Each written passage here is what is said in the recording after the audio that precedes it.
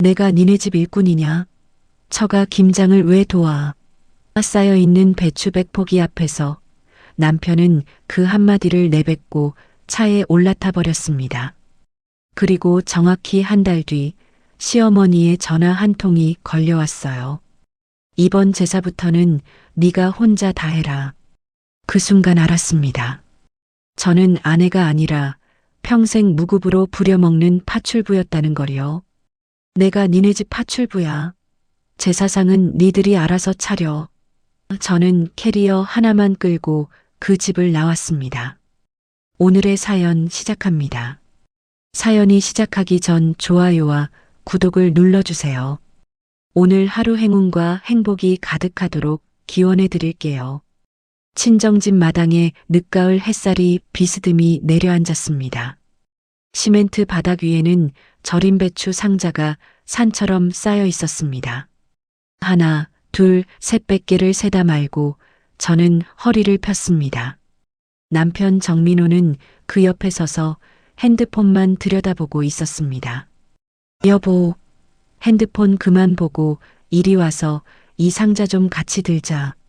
우리 엄마 혼자서 저 무거운 걸 어떻게 다 옮기셔. 저는 가장 무거워 보이는 상자를 가리키며 말했습니다.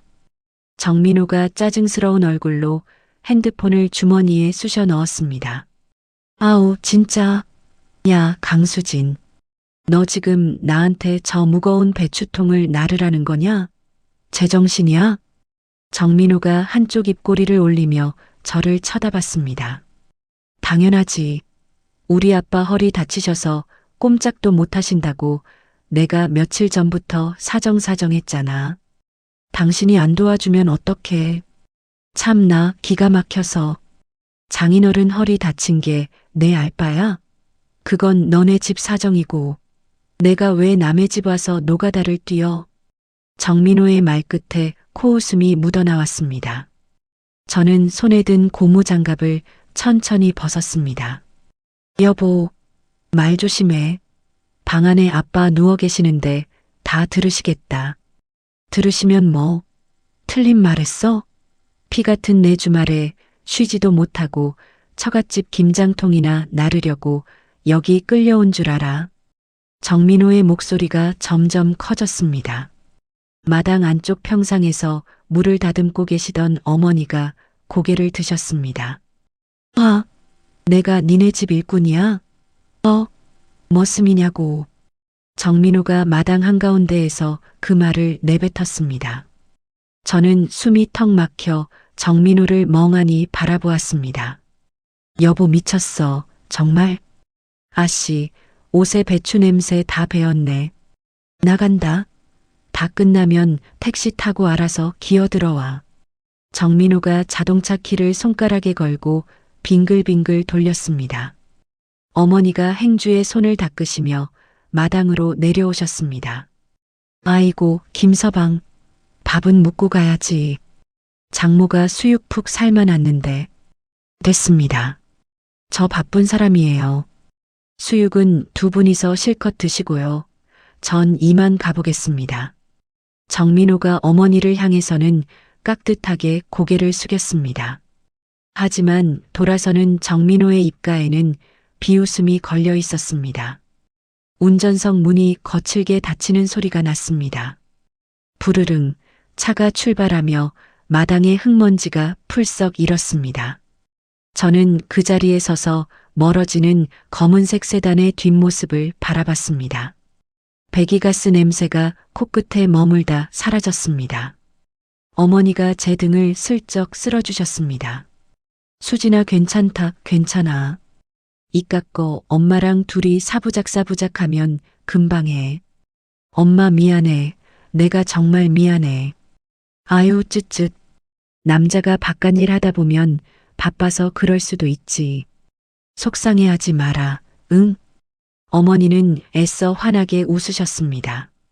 하지만 어머니 눈가에 깊은 주름이 한순간 떨리는 것을 저는 보고 말았습니다. 저는 입술을 꽉 깨물고 다시 고무장갑을 꼈습니다. 손가락 끝이 차가운 배춧잎에 닿자 어릴 적 기억이 한꺼번에 밀려왔습니다. 저는 시장 골목 끝자락에 있던 작은 반찬 가게에서 자랐습니다. 간판에는 어머니 손맛이라는 5글자가 빨간 페인트로 적혀 있었지요. 새벽 4시면 어머니는 시장에 나가 가장 좋은 배추를 골라오셨습니다. 아버지는 그 배추를 절이고 무거운 통을 옮기는 일을 도맡으셨습니다.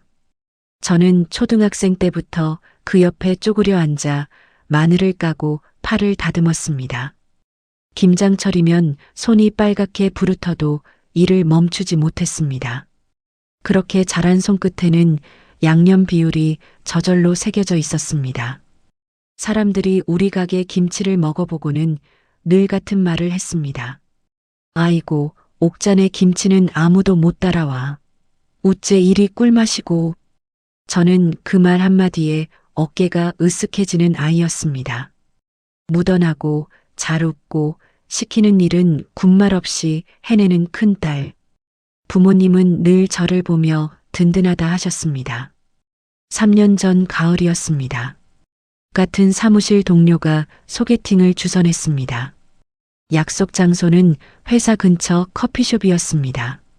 저는 그날 거래처에서 받은 무거운 카탈로그 상자를 들고 가다 길에서 만났습니다. 정민호가 먼저 다가왔습니다. 저기요, 혹시 오늘 소개팅하기로 한 강수진 씨 맞으십니까? 네. 아, 네, 맞는데요. 아이고, 이렇게 예쁜 분이 이 무거운 걸 왜 직접 드십니까? 이리 주세요. 제가 들겠습니다. 정민호가 자연스럽게 상자를 받아들었습니다. 키가 크고 어깨가 넓고 웃을 때 보조개가 들어가는 사람이었습니다. 앞으로 힘든 일은 이 정민호가 다 짊어지겠습니다. 수진 씨는 내 옆에서 예쁘게 걷기만 해요. 알겠죠? 정민호가 상자를 한 손으로 가볍게 들며 말했습니다. 저는 그 말 한마디에 마음 한 귀퉁이가 따뜻해졌습니다. 이런 남자라면 평생을 의지해도 되겠다는 생각이 들었습니다. 연애는 순조로웠습니다. 정민호는 주말마다 저를 데리러 왔습니다. 시댁 식구들을 처음 만난 자리에서도 분위기는 평범했습니다. 시어머니 박옥자는 음식을 푸짐하게 차려놓고 제 앞으로 자꾸 접시를 밀어주셨습니다. 새아가 이것도 좀 먹어봐라. 저것도 먹고. 우리 민호가 널 얼마나 마음에 들어 하는지 아주 집에서 내 자랑하느라 입이 마르질 않는다제. 아유, 감사합니다, 어머니. 맛있게 잘 먹겠습니다.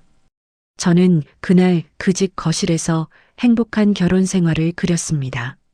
함께 밥을 짓고 함께 명절을 보내고 양가 부모님을 함께 모시는 그런 그림이었습니다. 하지만 결혼식이 끝나고 한 달도 지나지 않아 그림은 색이 바래기 시작했습니다.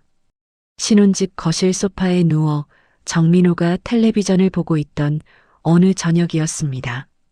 저는 부엌에서 설거지를 하다 말을 꺼냈습니다. 여보, 이번 주말에 우리 친정 좀 다녀올까? 엄마가 당신 좋아하는 해물 부침개 잔뜩 부쳐놓는다고 오라시네. 아씨, 거길 왜 또 가? 정민호가 리모컨으로 채널을 돌리며 대꾸했습니다. 또라니, 우리 친정 안 간 지 벌써 2달이나 넘었잖아. 야, 강수진. 너 이제 남의 집 귀신 된 거야. 시집을 왔으면 시댁이 먼저지. 뻔질나게 친정 드나들 생각 마. 알아들어? 저는 수도꼭지를 잠그고 정민호를 돌아봤습니다. 당신 말 다 했어? 남의 집 귀신이라니. 그럼 당신도 시댁 가는 거 줄일 거야? 맨날 당신 집만 가잖아. 하? 내 부모 내가 보러 가겠다는데 그게 왜?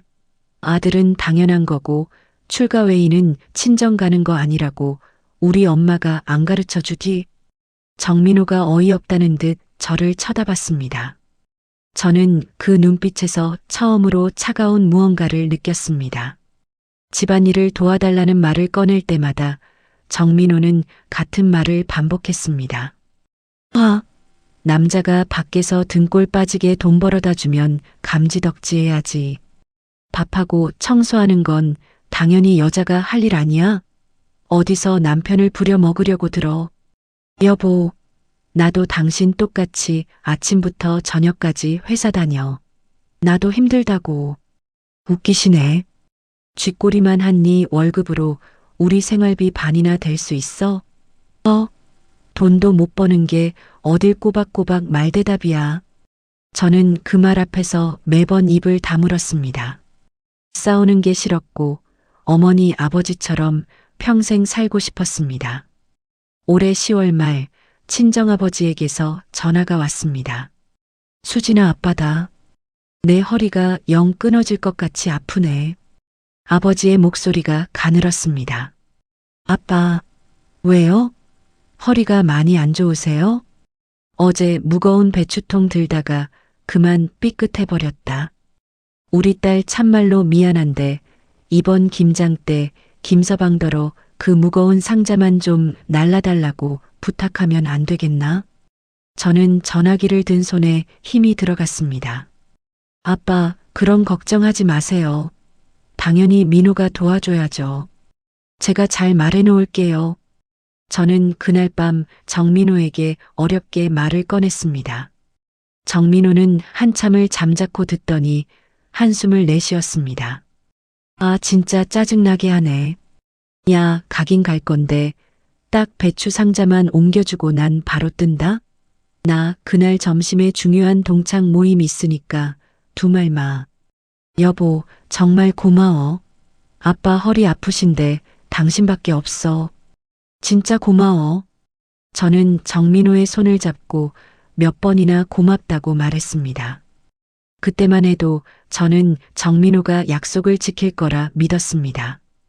김장 당일 새벽 친정 마당에 도착했을 때 아버지는 허리에 복대를 두르고 계셨습니다. 어머니는 절인 배추 100포기를 마당 한쪽에 쌓아두고 저를 기다리고 계셨습니다. 정민호는 차에서 내리며 인상을 찌푸렸습니다. 헉! 미친 거 아니야? 장모님, 저게 다 배추 100포기예요. 그럼 우리 반찬 가게 단골 손님들이 엄마 손맛 아니면 안 드신다고 난리라 어쩔 수가 없어. 여보, 미안한데 빨리 좀 옮겨주라. 저는 가벼운 마음으로 대답했습니다. 정민호는 마당을 한 바퀴 둘러보더니 핸드폰을 꺼냈습니다. 그리고 1시간이 지나도록 상자 하나 옮기지 않았습니다. 그러다 결국 마당 한복판에서 그 말을 내뱉고 차에 올라타 버린 것입니다.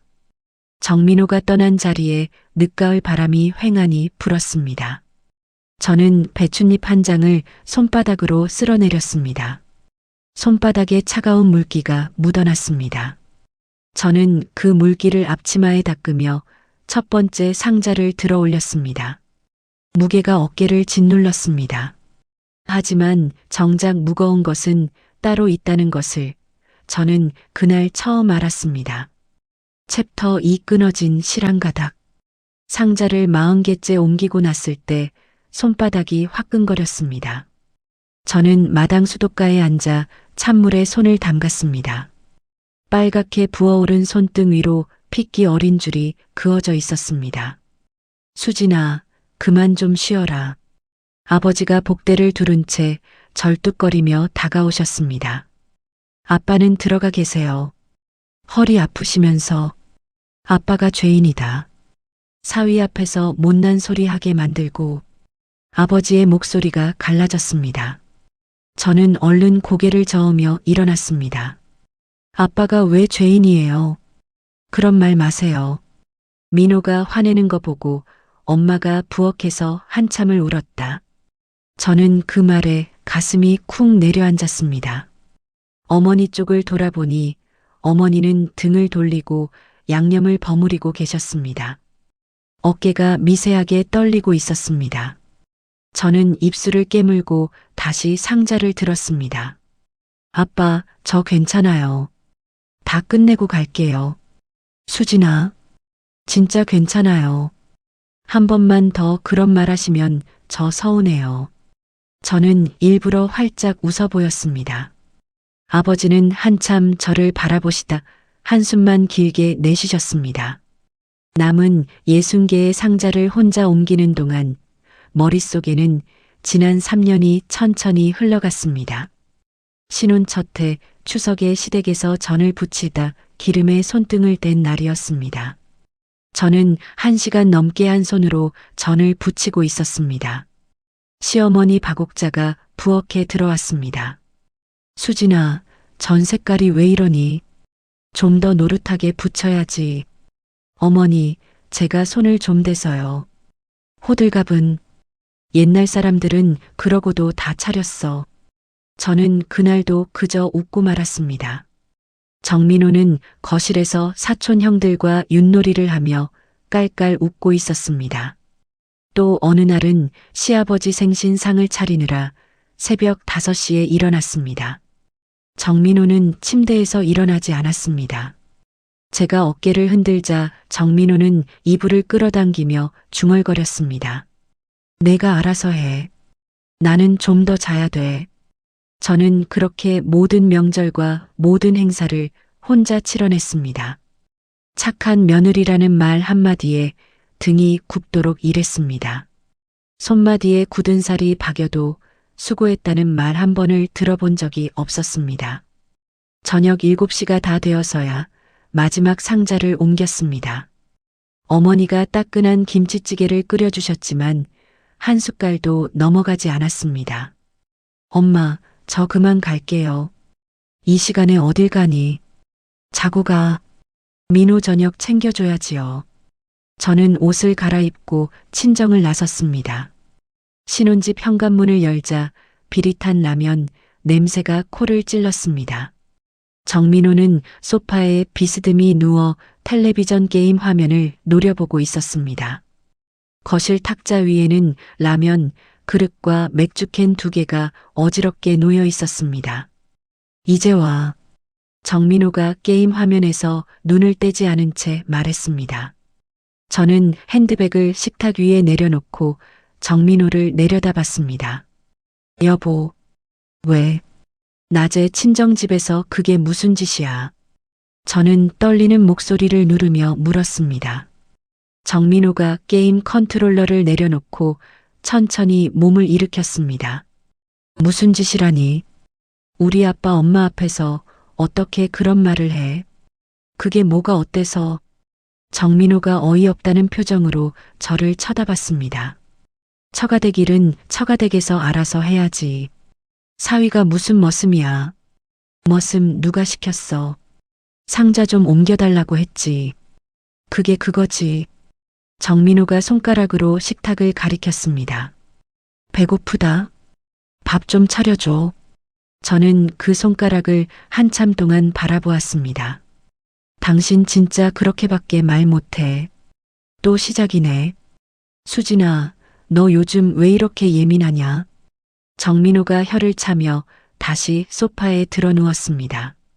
저는 그날 밤 부엌 식탁에 혼자 앉아 새벽까지 울었습니다. 울음소리가 안방까지 새나가지 않도록 입을 틀어막았습니다. 정민호의 코 고는 소리가 안방에서 규칙적으로 들려왔습니다. 그날 이후로 우리 부부 사이에는 말이 사라졌습니다. 아침에 일어나도 인사가 없었고 저녁에 들어와도 시선이 마주치지 않았습니다. 저는 매일 밤 베개에 얼굴을 묻고 소리 없이 울었습니다. 내가 뭐가 그렇게 모자란 사람이라고. 무료 파출부도 아니고. 저는 베갯니들 적시며 혼자 중얼거렸습니다. 가슴 한복판에 시커먼 덩어리가 자라나는 것 같았습니다. 그렇게 한 달이 흘렀습니다. 시아버지 제삿날을 일주일 앞둔 일요일 오후였습니다. 거실 청소를 하고 있는데 시어머니 박옥자에게서 전화가 걸려왔습니다. 여보세요, 어머니. 수진아, 통화 짧게 한다. 박옥자의 목소리는 단호했습니다. 네, 말씀하세요. 이번 제사부터는 내가 다 해라. 네. 저는 손에 들고 있던 걸레를 떨어뜨릴 뻔했습니다. 장보기부터 음식이며 상 차리는 것까지 내가 알아서 해. 나도 이제 나이가 들어서 못 해먹겠다. 어머니, 그래도 처음인데 한 번만 같이. 수진아, 며느리가 그 정도는 해야지. 다른 집 며느리들은 다 그렇게 해. 박옥자의 목소리가 점점 차가워졌습니다. 그리고 민우한테 일 시키지 마라. 남자가 부엌 들락거리는 거 보기 싫다. 뚝. 통화가 일방적으로 끊어졌습니다. 저는 핸드폰 화면을 멍하니 바라봤습니다. 시아버지 제사상은 평소에도 음식 가짓수만 20가지가 넘었습니다. 혼자 차린다는 건 새벽부터 밤까지 부엌에 매여 있어야 한다는 뜻이었습니다. 저녁에 정민호가 들어오자마자 저는 식탁으로 끌고 갔습니다. 여보, 어머니가 전화하셨어. 무슨 전화? 이번 제사상, 나 혼자 다 차리래. 저는 떨리는 목소리로 말했습니다. 정민호가 셔츠 단추를 풀며 시큰둥하게 대답했습니다. 그래서라니. 당신이 좀 도와줘야지. 정민호가 헛웃음을 터뜨렸습니다. 수진아, 우리 집 행사야. 내가 당연히 하는 거지. 내가 도와. 우리 집 행사니까 당신이 더 해야지. 또 시작이네. 야, 강수진. 정민호가 식탁을 손바닥으로 탁 쳤습니다. 내 친정 김장이야. 우리 집 제사야. 너 어디 가서 시집살이 한다고 떠들지 마. 요즘 어느 시댁이 너처럼 며느리한테 잘해주냐. 저는 정민호의 얼굴을 똑바로 쳐다봤습니다. 3년 전 회사 앞 골목에서 상자를 받아 들어주며 웃던 그 얼굴이 떠올랐습니다. 힘든 일은 제가 할게요라고 말하던 그 입에서 지금 어떤 말이 나오고 있는가. 가슴 한복판에서 무언가가 툭 소리를 내며 끊어졌습니다. 저는 천천히 일어났습니다. 의자가 뒤로 밀려나며 끼익 소리를 냈습니다. 여보, 왜 또? 내가 니네 집 파출부야. 저는 또박또박 한 글자도 흘리지 않고 말했습니다. 정민호가 처음으로 흠칫 놀라는 표정을 지었습니다. 뭐? 제사상 니들이 알아서 차려. 나는 안 해.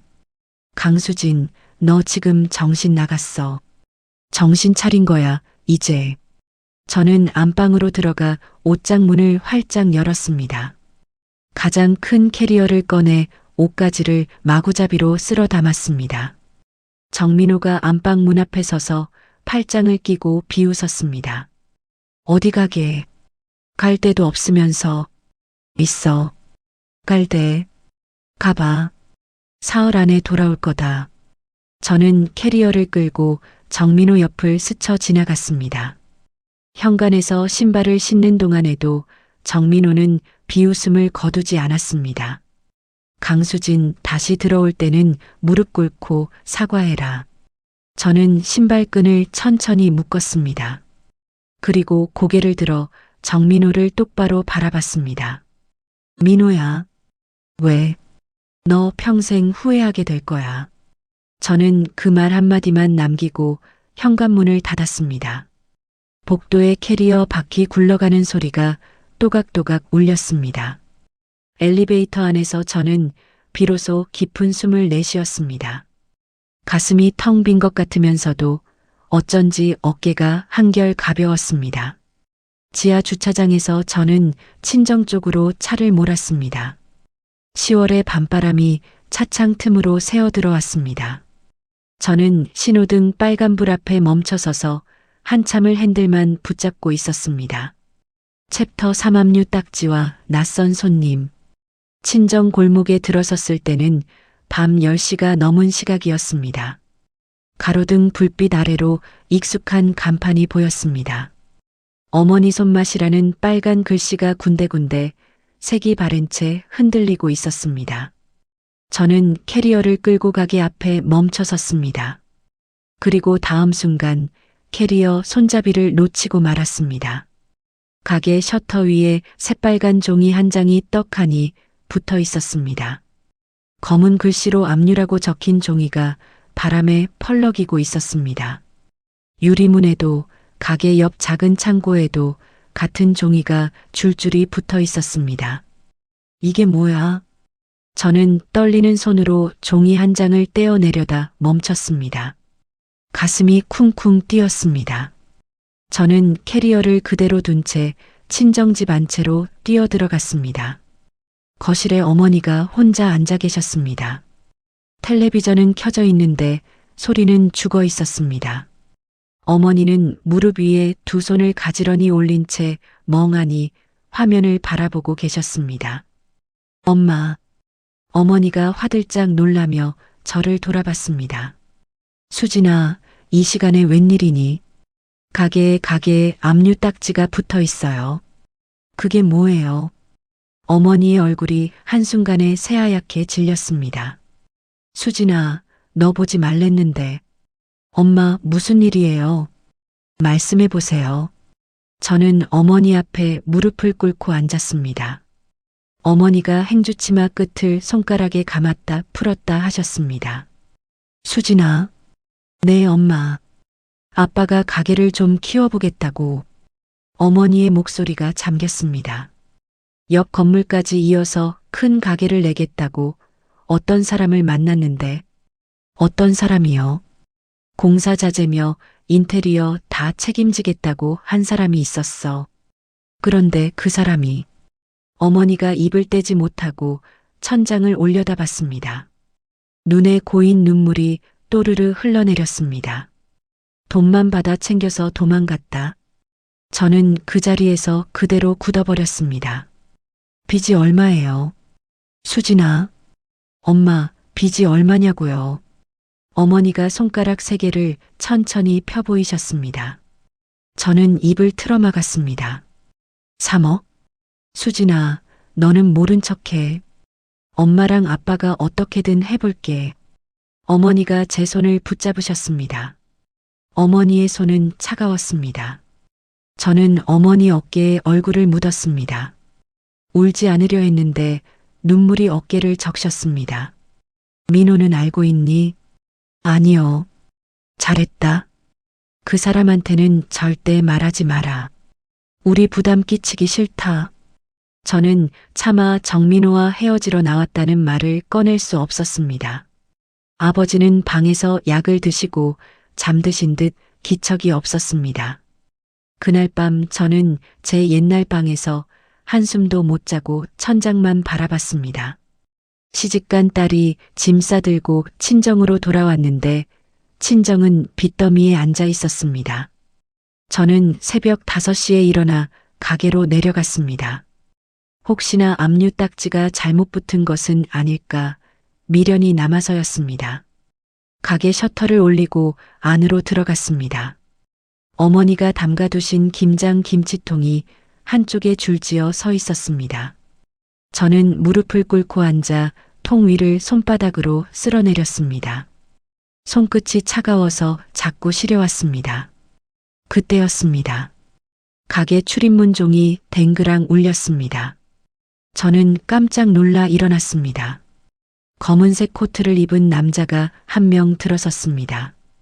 키가 크고 머리를 단정하게 빗어넘긴 40대 초반쯤 되어 보였습니다. 손에는 가죽 서류 가방을 들고 있었습니다. 여기 사장 따님이십니까? 남자가 무표정한 얼굴로 물었습니다. 누구세요? 한정우라고 합니다. 명함부터 드리지요. 한정우가 내민 명함에는 HJ 식품 대표이사 한정우라고 적혀 있었습니다. 식품회사분이 무슨 일로 오셨어요? 빚 정리하러 왔습니다. 한정우가 가게 안을 한 바퀴 둘러봤습니다. 강대성 사장님 채권을 어제 제가 다 인수했습니다. 저는 카운터 모서리를 짚었습니다. 채권을요? 3군데 채권자가 있던데 정리하기 번거롭더군요. 그래서 제가 한꺼번에 사드렸습니다. 한정우의 말투는 무뚝뚝했지만 정확했습니다. 왜 그러셨어요? 제 일에 필요해서요. 자세한 얘기는 따님하고 할 일이 아닙니다. 사장님은 어디 계십니까? 아버지는 지금 몸이 안 좋으세요. 그러면 따님이 말 좀 전해 주십시오. 한정우가 가게 안을 다시 한번 천천히 살폈습니다. 이깟 반찬 가게 헐값에 처분해봐야 빚도 못 갚습니다. 저는 그 말에 가슴이 철렁 내려앉았습니다. 다음 주까지 답 주십시오. 가게 넘기시고 부족한 금액은 사장님 댁 담보로 잡거나. 잠깐만요. 저는 한정우의 말을 끊었습니다. 한 번만 시간을 주세요. 제가 어떻게든 해볼게요. 한정우가 한쪽 눈썹을 살짝 올렸습니다. 따님이 무슨 수로요? 모르겠어요. 그래도 부모님 평생 일군 가게예요. 한정우가 잠깐 저를 바라봤습니다. 그 눈빛 속에 동정이나 따뜻함은 없었습니다. 다만 한 가지 무언가를 가늠해 보는 듯한 차분함이 있었습니다. 그때 가게 밖에서 한정우의 핸드폰이 울렸습니다. 한정우가 통화를 짧게 끝내고 다시 안으로 들어왔습니다. 저는 카운터 안쪽에서 어머니가 새벽에 끓여놓고 가신 보리차를 꺼냈습니다. 드세요. 추우실 텐데. 됐습니다. 한정우가 손사래를 쳤습니다. 저는 머쓱해져 잔을 카운터에 내려놓았습니다. 그때 마침 핸드폰 진동이 또 울렸습니다. 저는 화면을 내려다보고 숨이 멎었습니다. 정민호의 이름이 떠 있었습니다. 저는 한정우를 등지고 통화 버튼을 눌렀습니다. 여보세요. 강수진 어디야? 정민호의 목소리에 화가 잔뜩 묻어 있었습니다. 왜? 너 진짜 미쳤냐? 어디서 도망을 가? 민호야. 내일 변호사한테 서류 보낸다. 이혼 소장이랑 위자료 청구서 받아봐라. 저는 핸드폰을 귀에 댄 채 한참을 말을 잃었습니다. 받을게. 강수진 잘 들어. 무릎 꿇고 빌면 받아주마. 제사상 제대로 차린다는 각서 쓰고 들어와. 그 정도면 내가 봐주마. 저는 핸드폰을 꽉 쥐었습니다. 손에 식은땀이 배었습니다. 민호야 끊는다. 강수진.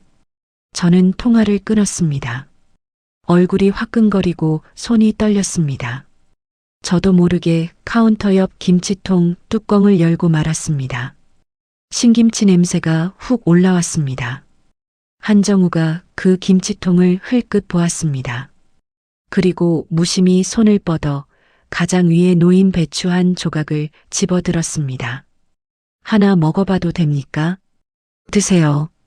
저는 정민호의 말을 곱씹느라 건성으로 대답했습니다. 한정우가 김치 한 조각을 입에 넣었습니다. 그리고 천천히 씹기 시작했습니다. 한 번, 두 번, 세 번. 한정우의 턱 움직임이 점점 느려졌습니다. 잠깐만. 한정우의 목소리가 조금 달라졌습니다. 저는 그제야 한정우를 쳐다봤습니다. 이 김치 누가 담갔습니까? 어머니랑 제가요. 양념 만든 사람은 누구입니까? 제가요. 한정우가 가방 안에서 작은 수첩을 꺼냈습니다. 그리고 카운터에 놓고 펜을 들었습니다.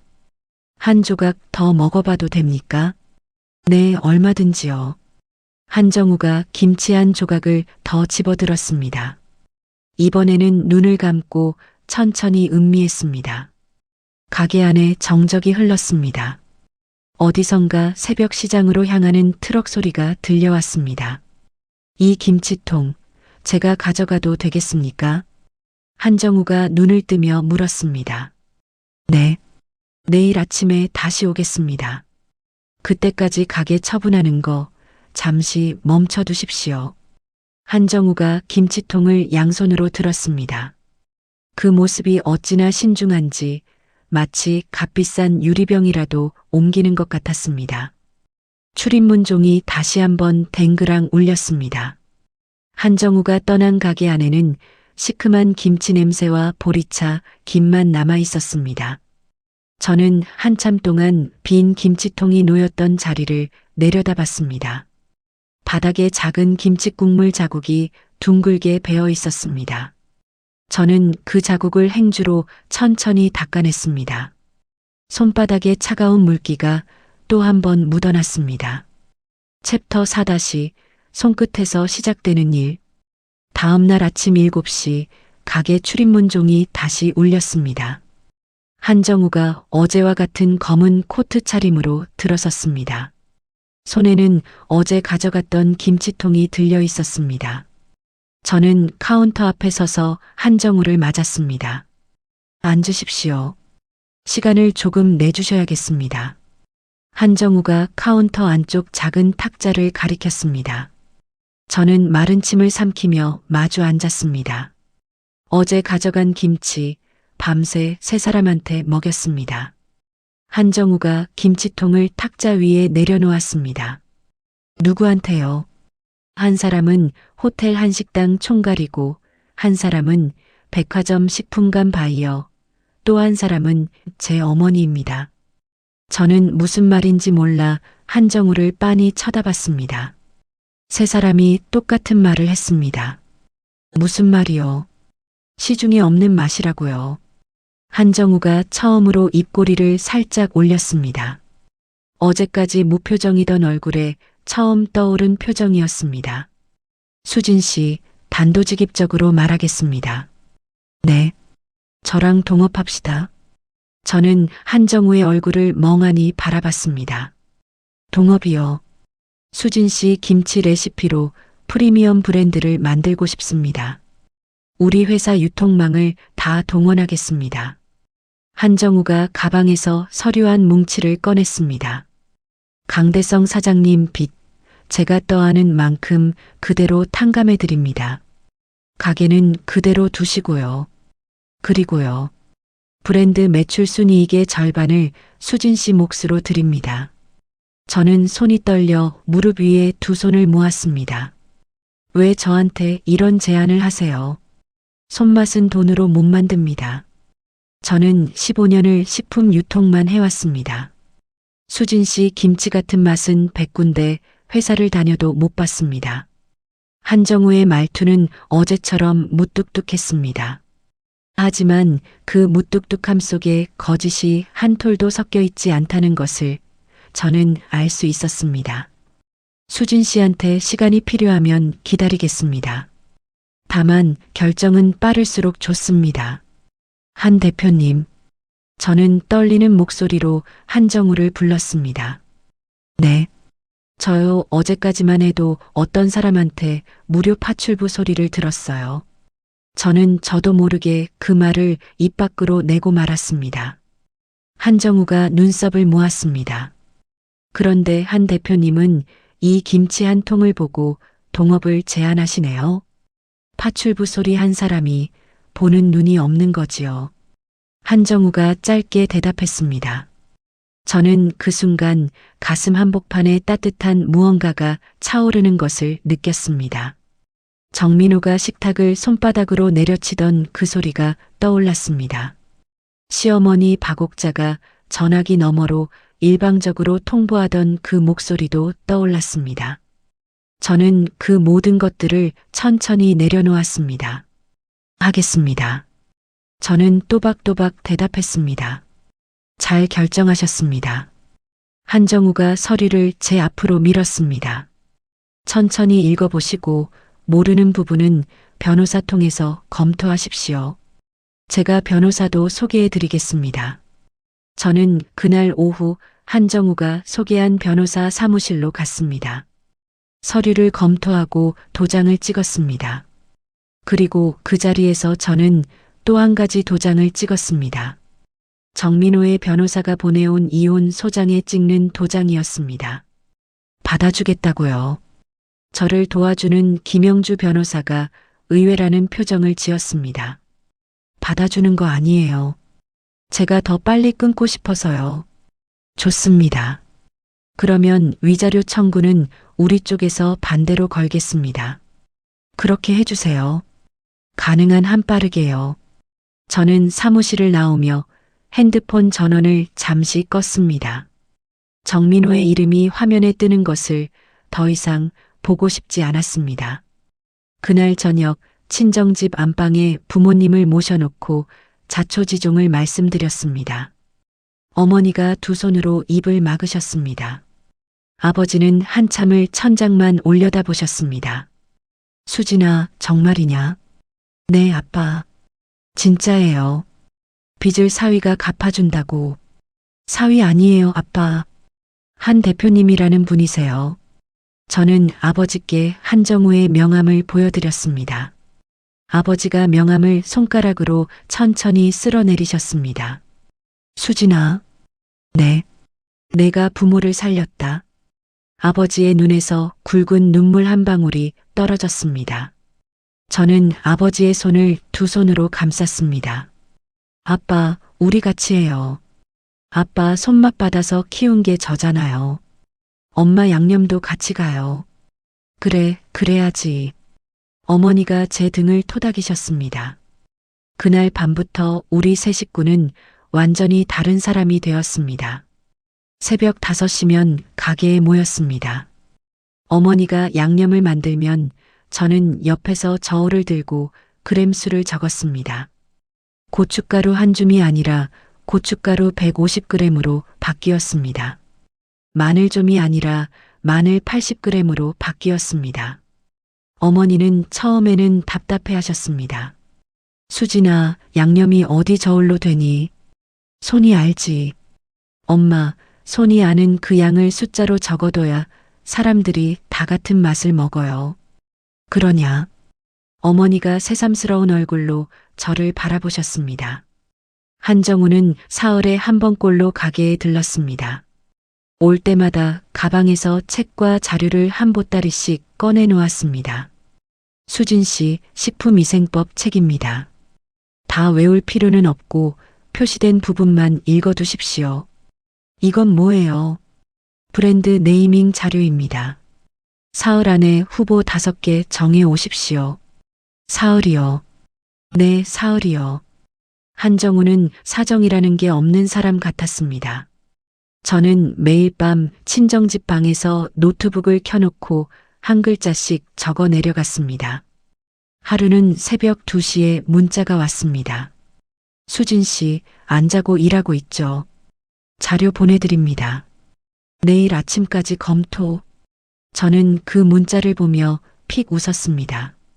정민호 옆에서 보냈던 새벽과는 비교도 안 되는 새벽이었습니다. 허리가 끊어질 듯 아파도 어깨가 굳어 잠이 잘 안 와도 가슴은 두근거렸습니다. 한 달 만에 작은 공장 한 켠을 빌려 시제품을 만들어냈습니다. 20명의 직원이 모여 첫 김치 100통을 포장했습니다. 포장지에는 강수진의 김장이라는 글씨가 단정하게 박혔습니다. 어머니가 그 통을 두 손으로 안고 한참을 들여다보셨습니다. 수진아, 이게 우리 김치냐? 네, 엄마. 우리 김치예요. 우리 딸 이름이 박혀 있네. 어머니가 다시 눈물을 글썽이셨습니다. 저는 어머니 옆에서 한정우를 돌아봤습니다. 한정우는 멀리 떨어진 자리에서 팔짱을 끼고 우리를 바라보고 있었습니다. 눈이 마주치자 한정우가 짧게 고개를 끄덕였습니다. 그 작은 끄덕임이 어떤 박수보다 든든했습니다. 2주 뒤 한정우에게서 전화가 걸려왔습니다. 수진 씨, 백화점 식품관 팝업 스토어 자리 잡았습니다. 정말이요. 다음 주 월요일 오픈입니다. 가능하시겠습니까?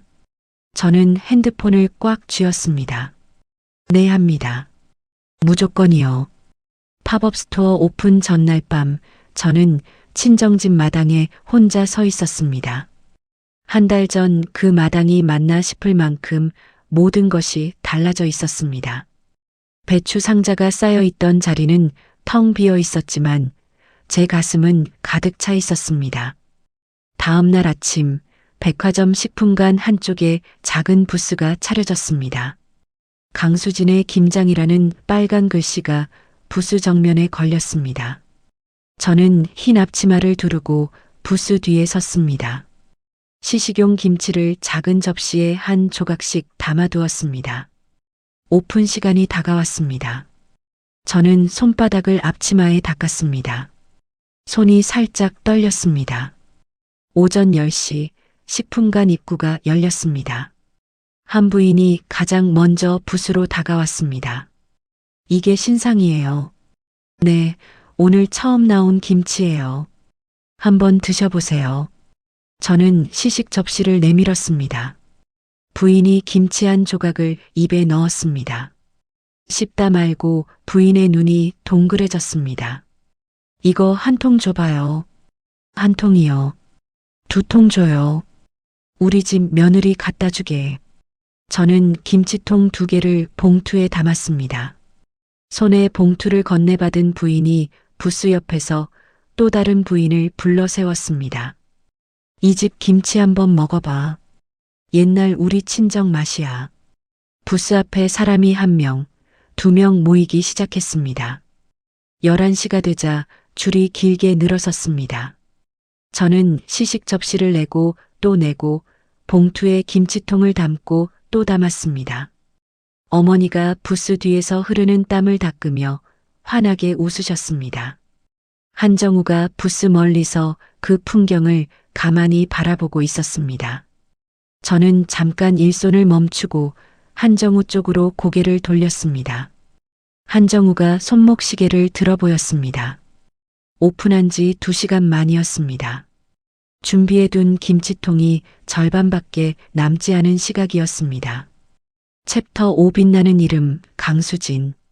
팝업 스토어를 마감한 그날 밤 부스 앞에 남은 것은 빈 김치통 상자뿐이었습니다.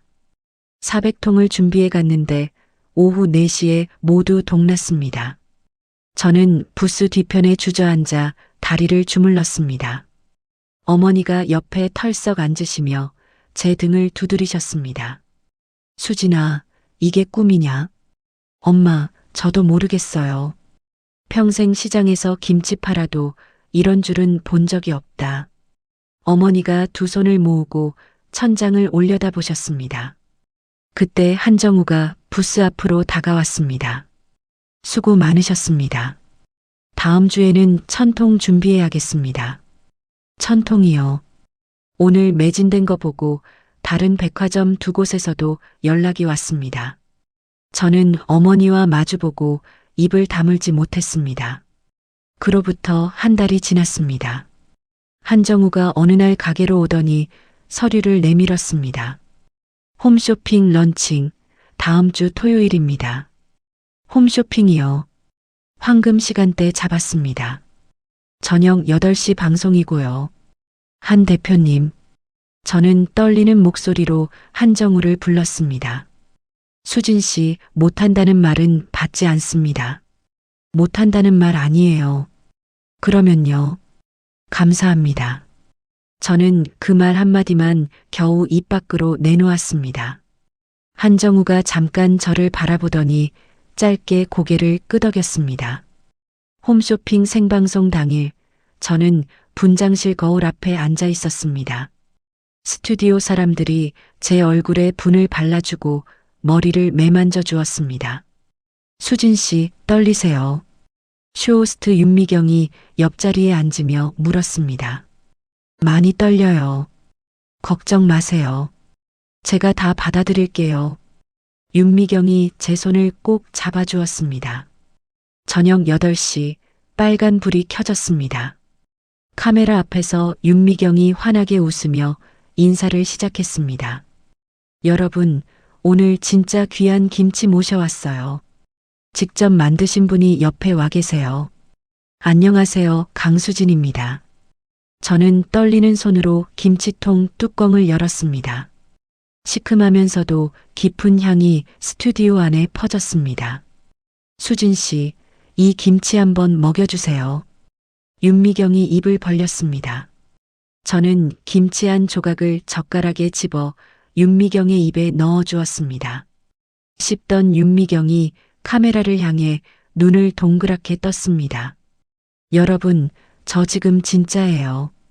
연기 아니에요. 이거 어머니 김치 맛이에요. 방송이 시작된 지 15분 만에 화면 한쪽에 매진 임박 글자가 떴습니다.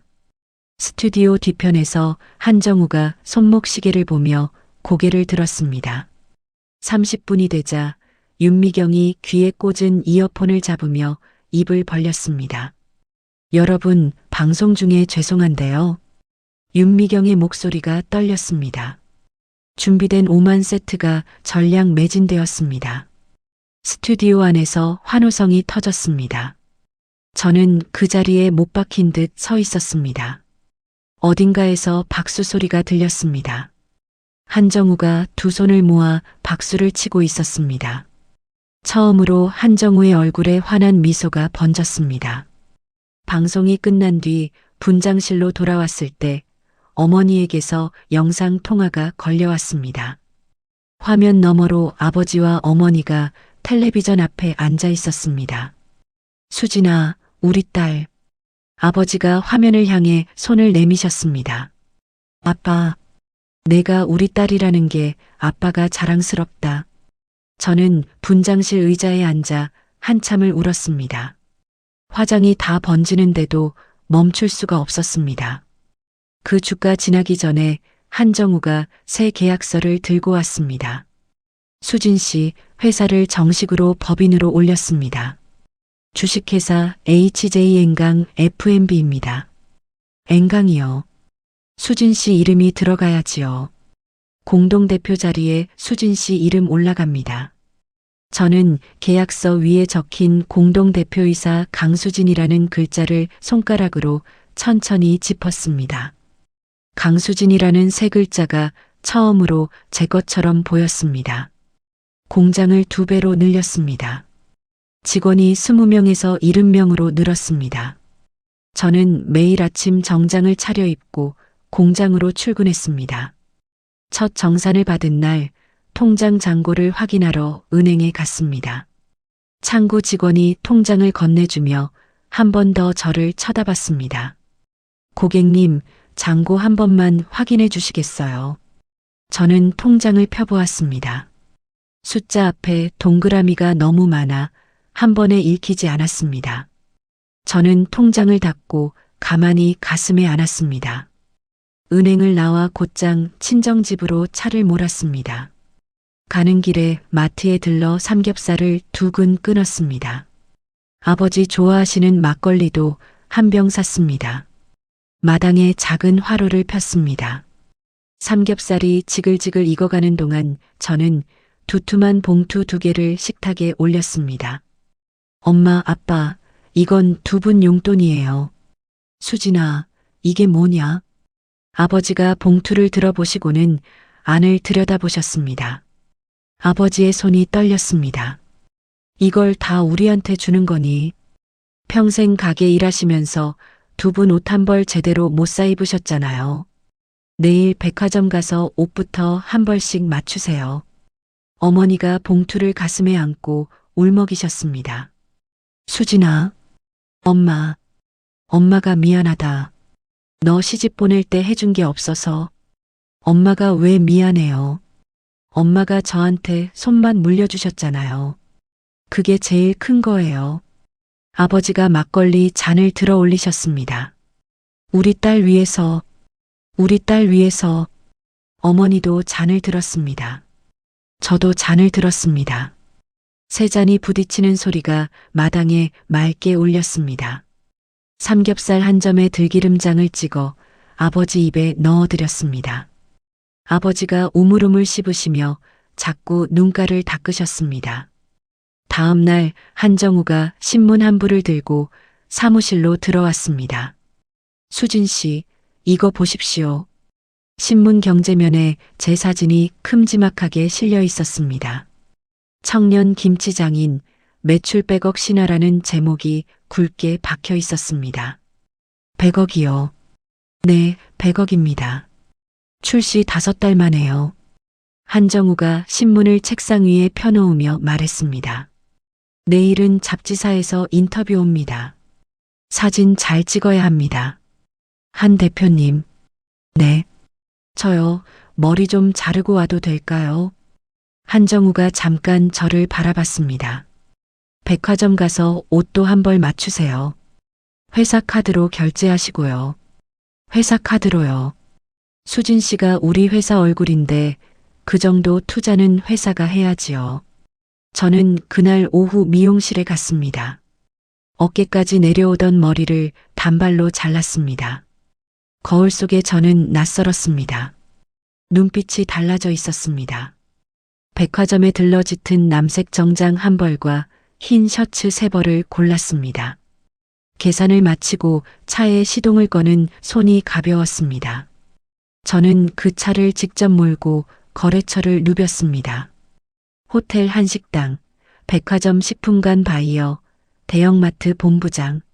사람들이 저를 보고 자리에서 일어나 명함을 내밀었습니다. 강 대표님, 강 대표님, 저희도 입점 한번 검토해 주십시오. 저는 그 호칭을 들을 때마다 가만히 명치를 눌렀습니다. 강 대표라는 세 글자가 가슴 안쪽에서 단단해지는 느낌이었습니다. 어느 늦은 저녁 한정우와 저는 회사 회의실에 단둘이 남았습니다. 다음 분기 사업 계획서를 검토하느라 시계가 11시를 넘긴 참이었습니다. 한정우가 종이컵에 커피를 따라 제 앞에 내려놓았습니다. 수진 씨, 네. 처음 가게에 들어갔을 때 기억나십니까? 기억나죠. 보리차 안 드신다고 손살에 치셨잖아요. 저는 작게 웃었습니다. 한정우도 픽 웃었습니다. 그때 수진 씨, 제가 김치 한 조각 집어먹는 게 영 못마땅한 표정이었습니다. 그랬어요. 그 김치 한 조각이 우리 회사를 만들었습니다. 한 대표님이 그걸 알아봐 주셨으니까요. 수진 씨가 평생 그 손에 새겨둔 거지요. 저는 그저 알아본 것뿐입니다. 저는 종이컵을 두 손으로 감쌌습니다. 회의실 창밖으로 도시의 불빛이 멀리까지 이어져 있었습니다. 그날 밤 김영주 변호사에게서 문자가 왔습니다. 강 대표님, 정민호 씨 측 변호사가 한 가지 흥미로운 말을 했습니다. 저는 침대에 앉아 답장을 보냈습니다. 무슨 말이요? 강 대표님이 길거리에 나앉은 줄 알고 있었답니다. 그래서 위자료 청구 액수도 낮게 잡았다는데 어떻게 할까요? 저는 핸드폰을 내려놓고 천장을 올려다봤습니다. 어이가 없어서 웃음이 새어나왔습니다. 저는 다시 핸드폰을 들고 답장을 보냈습니다. 내일 변호사님 사무실로 가겠습니다. 그쪽이 잘못 알고 있다고 굳이 알려줄 필요는 없어요. 그냥 진행해 주세요. 핸드폰을 머리맡에 내려놓고 천천히 눈을 감았습니다. 이 소송만 마무리되면 모든 매듭이 풀린다고 생각했습니다. 저는 깊은 숨을 한번 내쉬고 이불을 끌어당겼습니다. 잠이 천천히 내려앉았습니다. 챕터 6 다시 찾아온 그림자. 월요일 아침 신문에 큼지막한 기사 한 줄이 났습니다. 강수진 대표 식품 대상 후보 1순위라는 제목이었습니다. 저는 회사 로비에서 그 신문을 들고 사진을 한 장 찍었습니다. 직원들이 박수를 쳐주었습니다. 그날 오후 김영주 변호사에게서 다급한 전화가 걸려왔습니다. 강 대표님. 네, 변호사님. 정민호 씨 측에서 이혼 소송을 취하했습니다. 저는 회사 복도에 멈춰섰습니다. 취하요. 오늘 오전에 서류 들어왔습니다. 부부 공동재산 분할을 다시 청구하겠다는 내용도 같이 들어왔고요. 공동재산이요.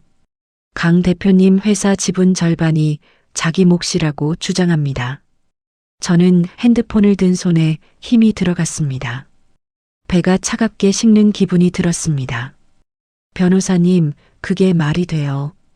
법리적으로는 다툼의 여지가 있긴 합니다.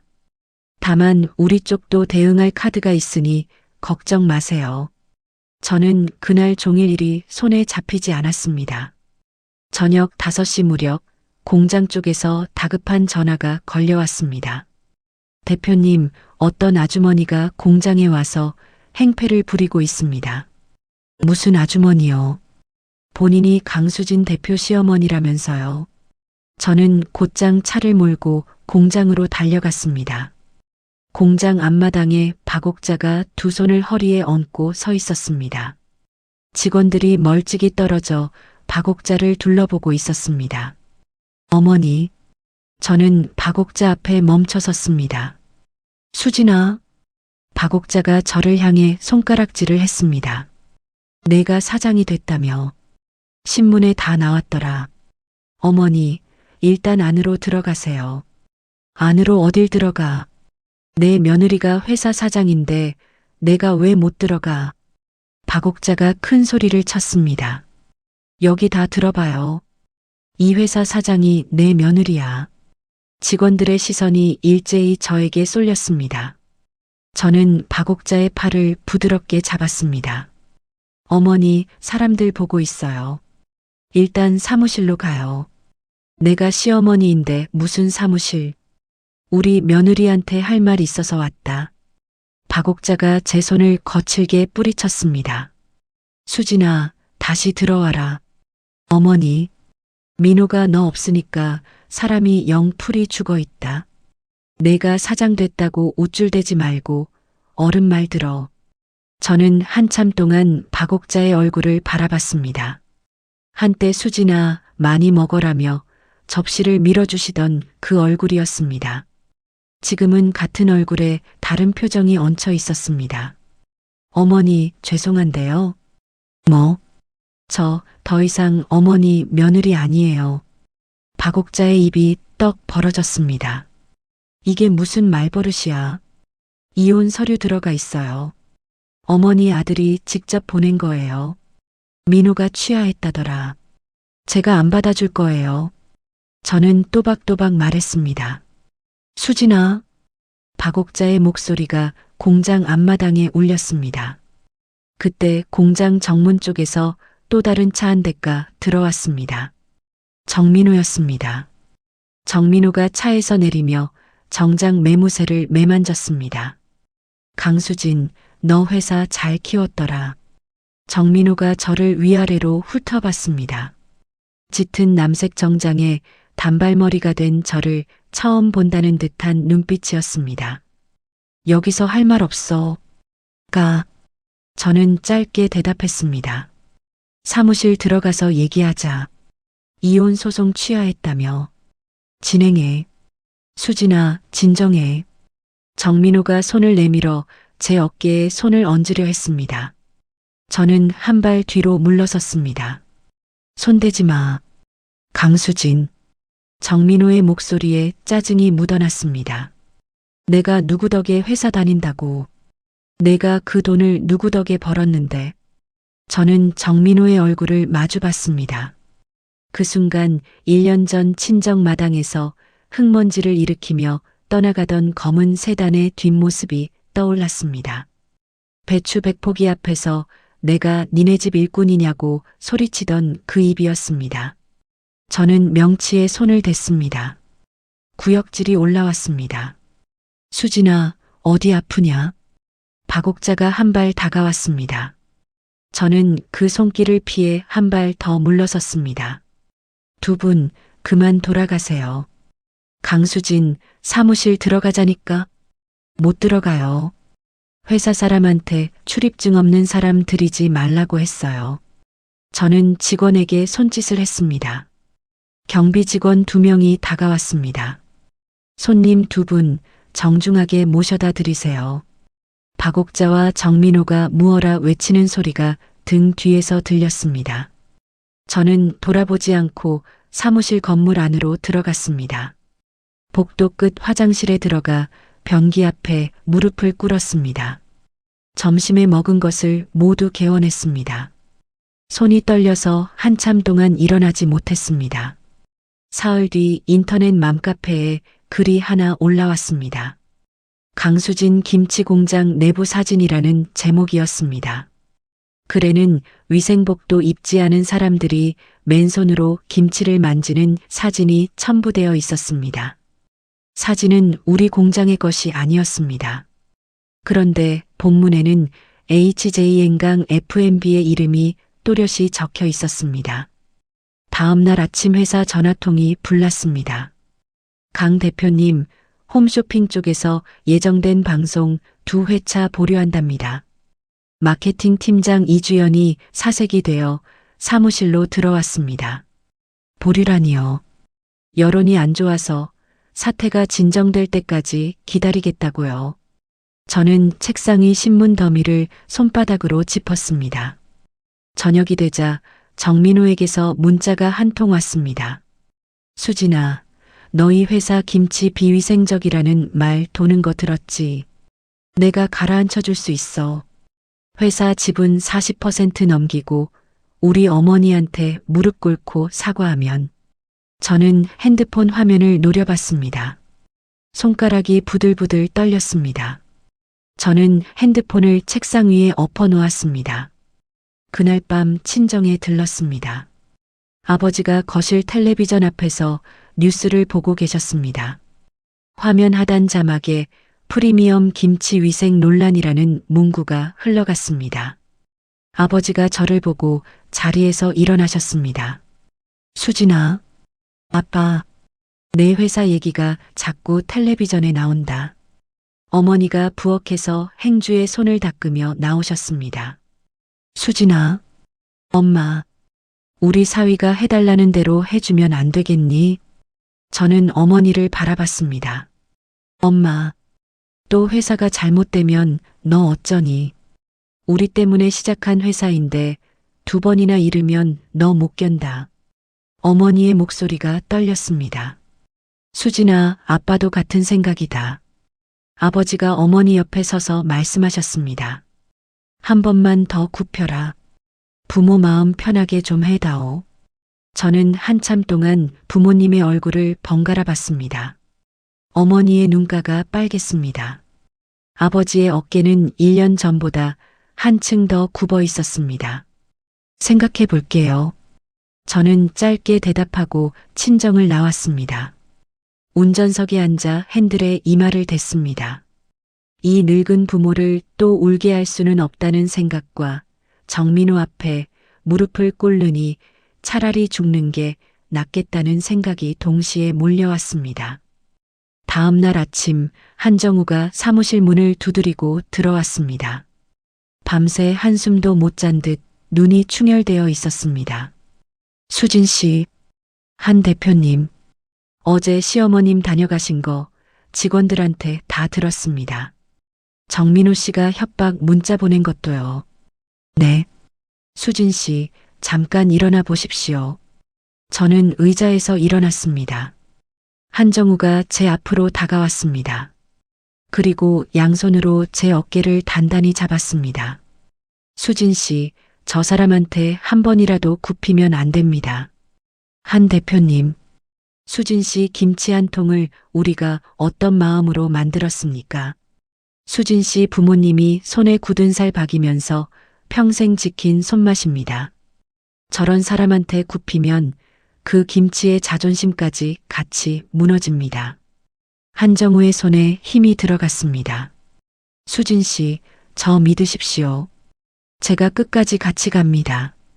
저는 한정우의 눈을 가만히 들여다봤습니다. 1년 전 가게에서 김치 한 조각을 입에 넣고 천천히 씹던 그 눈빛이었습니다. 저는 깊은 숨을 한번 들이마셨습니다. 한정우의 손이 제 어깨에서 천천히 떨어졌습니다. 한 대표님, 네. 저 화장실 한 번만 다녀와도 돼요. 저는 사무실을 나와 화장실로 갔습니다. 거울 앞에 서서 제 얼굴을 한참 들여다봤습니다.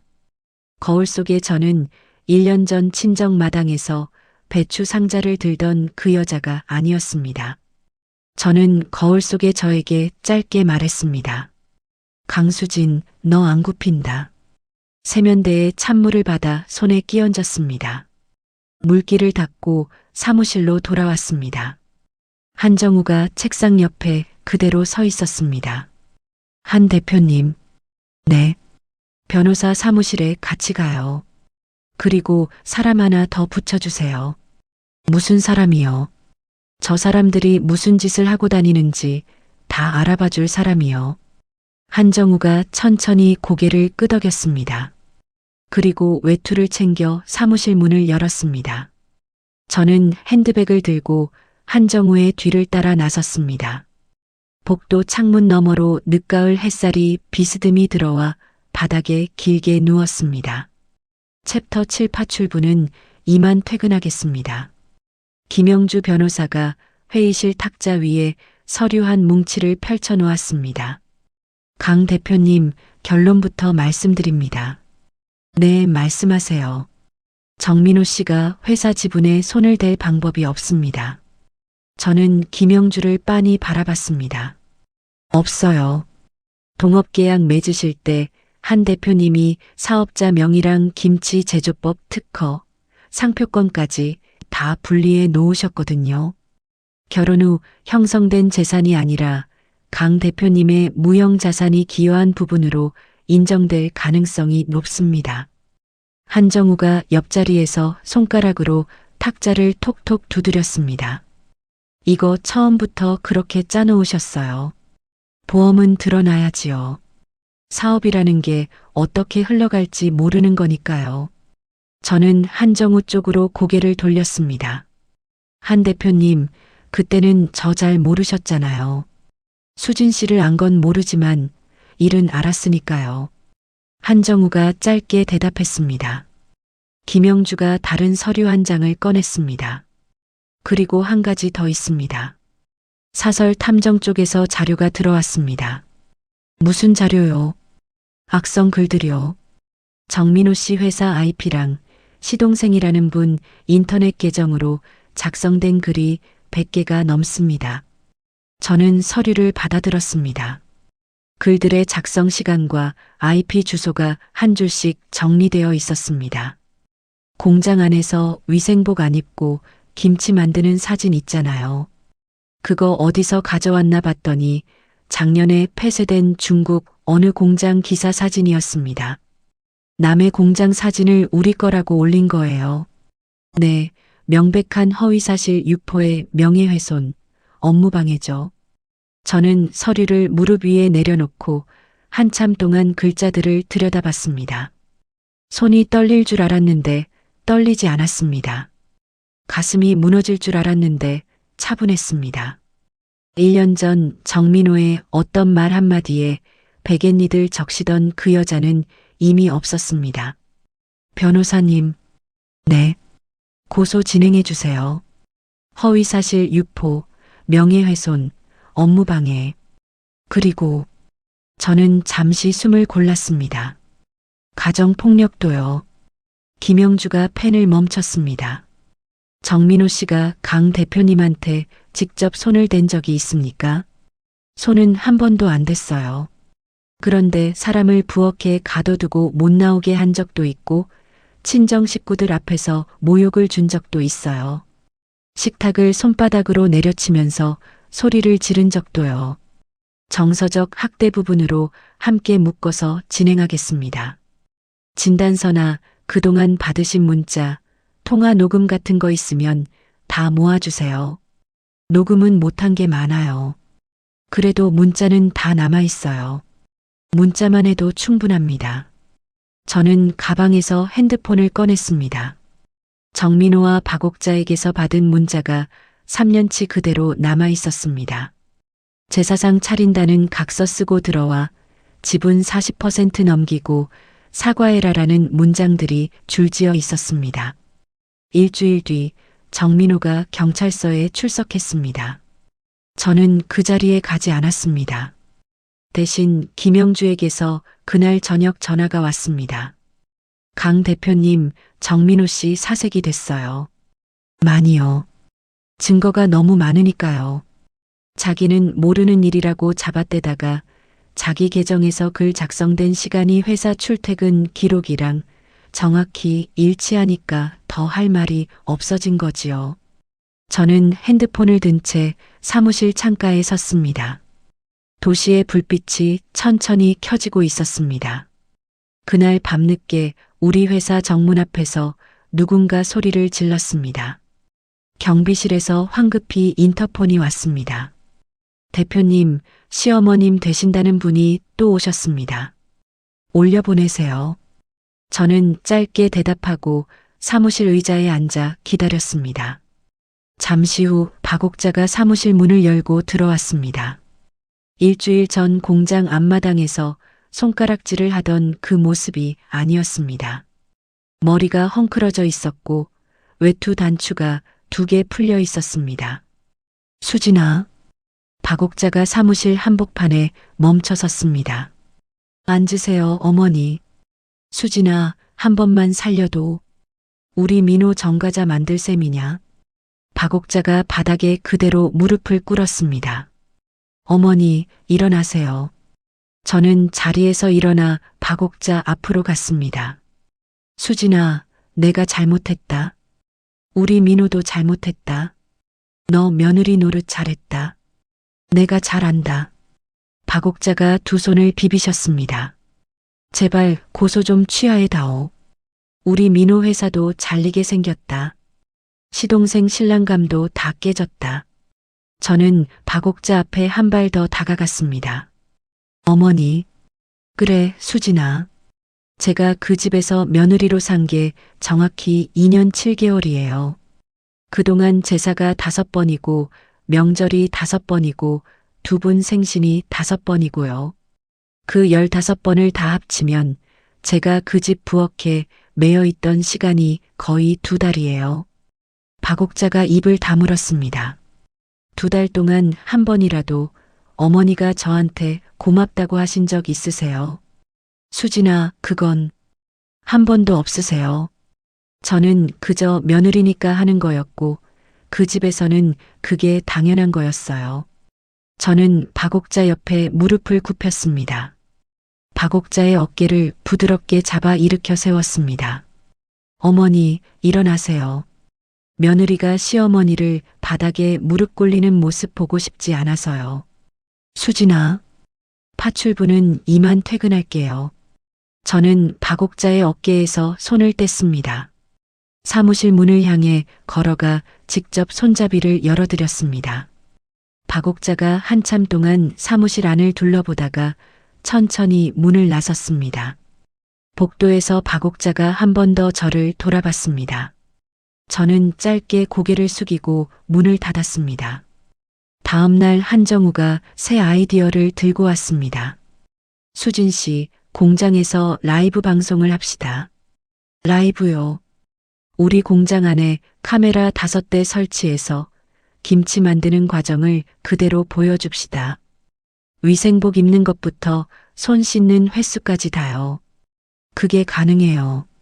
가능합니다. 사흘만 준비하면 됩니다.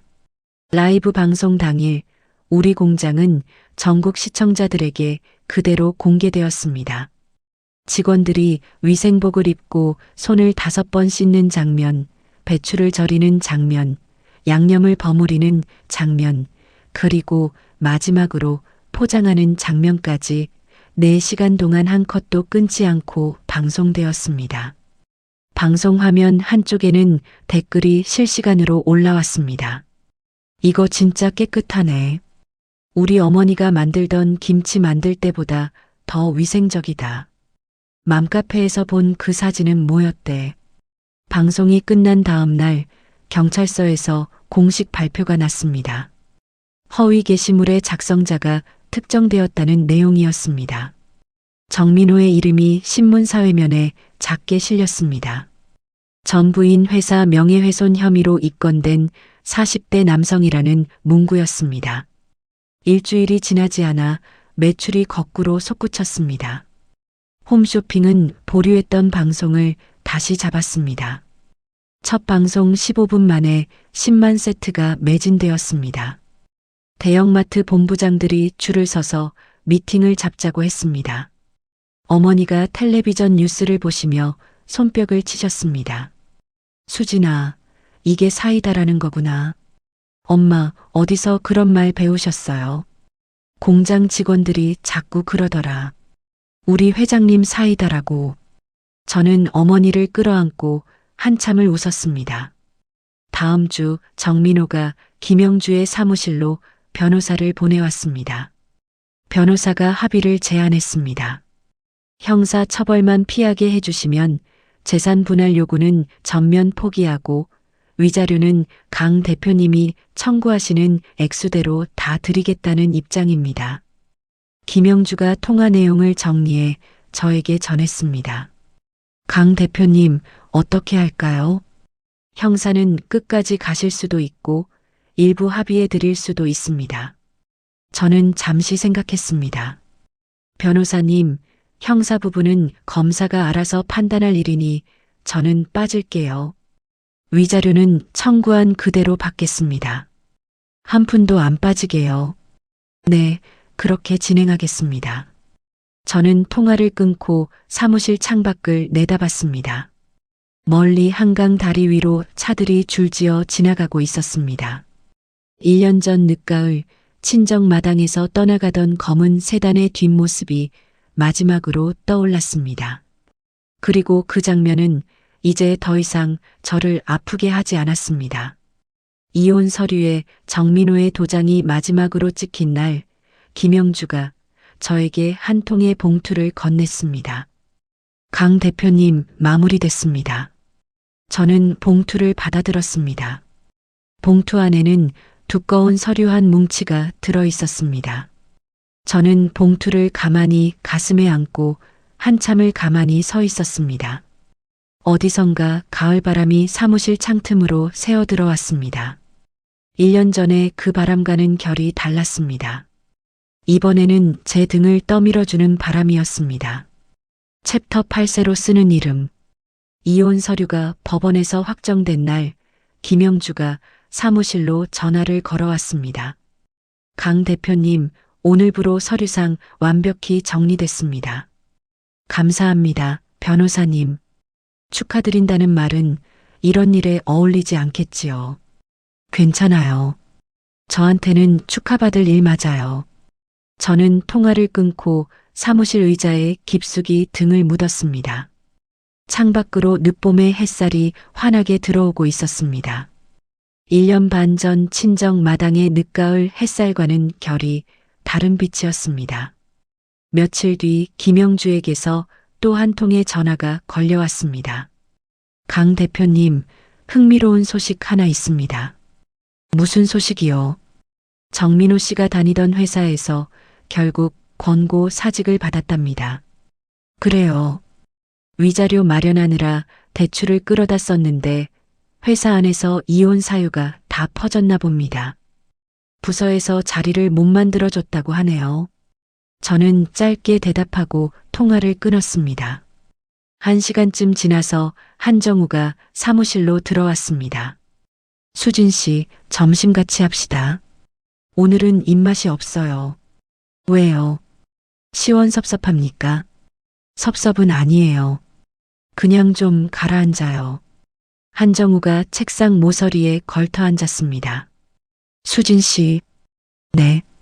그 사람들 망한 거 수진 씨가 무너뜨린 거 아닙니다. 알아요. 본인들이 본인 발등 찍은 거예요. 수진 씨는 그저 그동안 받은 거 돌려준 것 뿐이고요. 저는 한정우를 가만히 올려다봤습니다.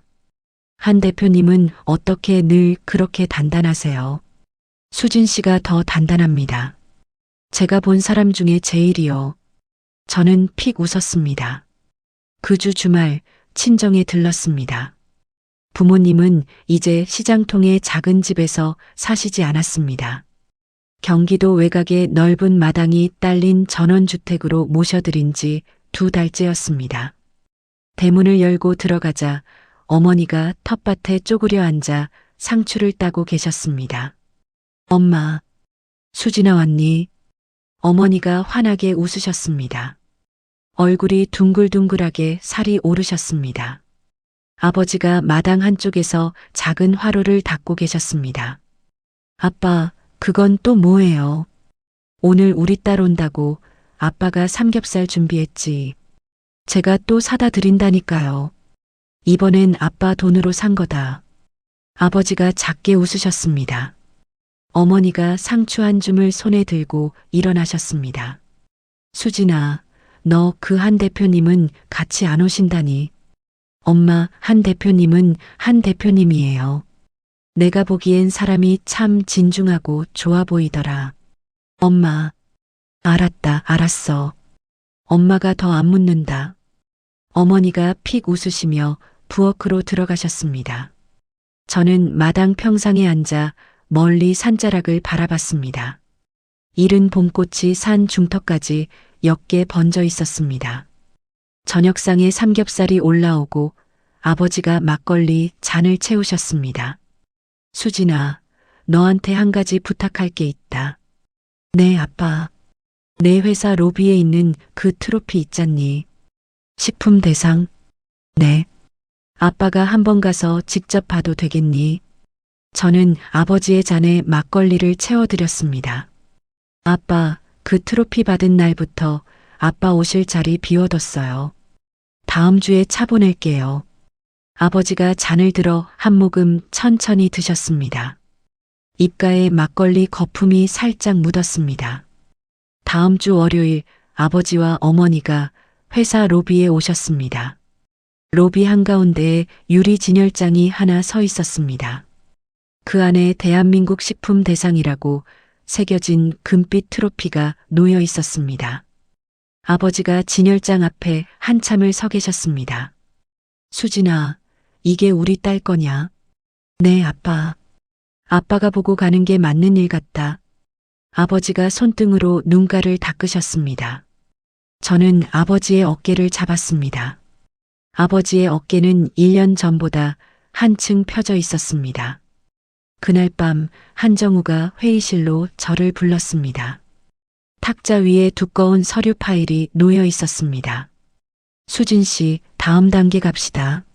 무슨 단계요? 미국 서부 쪽 한인 마트 체인이랑 연결이 됐습니다. 그쪽 바이어가 직접 만나자고 합니다. 미국이요. 네, 미국이요. 첫 수출 계약 자리입니다. 저는 서류를 천천히 펴보았습니다. 영어로 적힌 문서 한쪽에 우리 회사 이름이 또렷이 박혀 있었습니다. 한 대표님, 저 영어 못해요. 통역 사람 같이 갑니다. 수진 씨는 김치 얘기만 하시면 됩니다. 그건 얼마든지 할 수 있어요. 그게 제일 중요한 일이에요. 한정우가 짧게 웃었습니다. 출국 날 아침 인천공항 출국장에 저와 한정우가 나란히 섰습니다. 저는 흰 셔츠에 짙은 회색 정장을 갖춰 입었습니다. 어깨에 가벼운 가방 하나만 메고 있었습니다. 한정우가 옆에서 캐리어를 끌고 있었습니다. 수진 씨, 네. 긴장됩니까? 긴장은 안 돼요. 그런데 이상하게 가슴이 두근거려요. 그게 긴장입니다. 그래요. 저는 작게 웃었습니다. 출국장 입구로 걸어가는데 핸드폰이 한번 울렸습니다. 어머니의 문자였습니다. 우리 딸 멀리 잘 다녀와라. 엄마 아빠는 마당에서 너 기다린다. 저는 답장을 짧게 보냈습니다. 엄마 다녀올게요. 사랑해요. 핸드폰을 가방에 넣으며 저는 잠깐 걸음을 멈췄습니다. 출국장 유리창에 비친 제 모습이 보였습니다. 1년 반 전 친정 마당에서 빨갛게 부르튼 손으로 배추 상자를 들던 그 여자는 거기에 없었습니다. 시댁 부엌에서 한 손으로 전을 부치며 눈물을 삼키던 그 며느리도 없었습니다. 신혼집 식탁에 혼자 앉아 새벽까지 베갯니들 적시던 그 여자도 없었습니다. 거기 서 있는 사람은 자기 손으로 일군 회사의 대표였습니다. 자기 부모를 자기 손으로 새 집에 모셔들인 딸이었습니다. 자기 이름이 박힌 김치통을 매년 수십만 통씩 만들어내는 사람이었습니다. 그리고 자기 이름 석자를 부끄럽지 않게 부를 줄 아는 사람이었습니다. 수진 씨 갑시다. 한정우가 한발 앞에서 저를 돌아봤습니다. 네, 가요. 저는 출국장 게이트를 향해 한 걸음 내디뎠습니다. 남에게 잘 보이려고 살았던 시간이 길었습니다. 시어머니에게 며느리답다 소리를 듣고 싶었고, 남편에게 좋은 아내 소리를 듣고 싶었고, 시댁 식구들에게 흠 없는 사람으로 남고 싶었습니다. 그러느라 정작 저는 저를 한 번도 귀하게 여기지 못했습니다. 저는 그 시간을 통과해 오면서 한 가지를 배웠습니다. 스스로를 귀하게 여겨야 세상도 나를 귀하게 여긴다는 것을요. 내 손이 만들어낸 것을 내가 먼저 자랑스러워해야 다른 사람도 그것을 자랑스럽게 여겨준다는 것을요. 비행기 탑승구 앞에서 승무원이 제 탑승권에 도장을 찍었습니다. 저는 한정우의 뒤를 따라 탑승교 안으로 들어섰습니다. 탑승교 끝 비행기 안쪽에 환한 조명이 저를 맞아주었습니다. 저는 그 빛 안으로 한 걸음씩 걸어 들어갔습니다. 가방끈을 어깨에 단단히 고쳐 매는 제 손에 더 이상 어떤 떨림도 남아있지 않았습니다. 비행기 창밖으로 구름이 끝없이 흘러갔습니다. 저는 한정우 옆자리에 앉아 한참 동안 그 풍경을 바라봤습니다. 1년 반 전 친정 마당에 흙먼지를 일으키며 사라지던 검은 세단의 뒷모습이 가물가물 떠올랐습니다. 그날 그 자리에 주저앉아 울던 저를 만나러 갈 수 있다면 한마디만 해주고 싶습니다. 수진아, 너 한 번도 모자란 사람이었던 적 없어. 알아주지 않는 사람들 곁에 있었던 것뿐이야. 남에게 잘 보이려고 산 시간이 너무 길었습니다. 며느리답다, 아내답다는 말 한마디에 손이 갈라지도록 일했습니다. 정작 저 자신은 한 번도 귀하게 여기지 않은 채로요. 이제는 압니다. 스스로를 귀하게 여겨야 세상도 나를 귀하게 여겨준다는 것을요. 내 손이 만들어낸 것을 내가 먼저 자랑스러워해야 다른 사람도 그것을 인정해준다는 것을요. 혹시 지금 이 사연을 들으시는 분 중에 누군가의 무료 파출부로 살고 계신 분이 있으시다면 한 번쯤 멈춰 서 보세요. 당신의 손끝에 어떤 귀한 것이 새겨져 있는지 당신만 모르고 있을지도 모릅니다. 이야기를 끝까지 들어주신 분이 계시다면 잘 들었다고 댓글 하나만 남겨주세요. 감사합니다.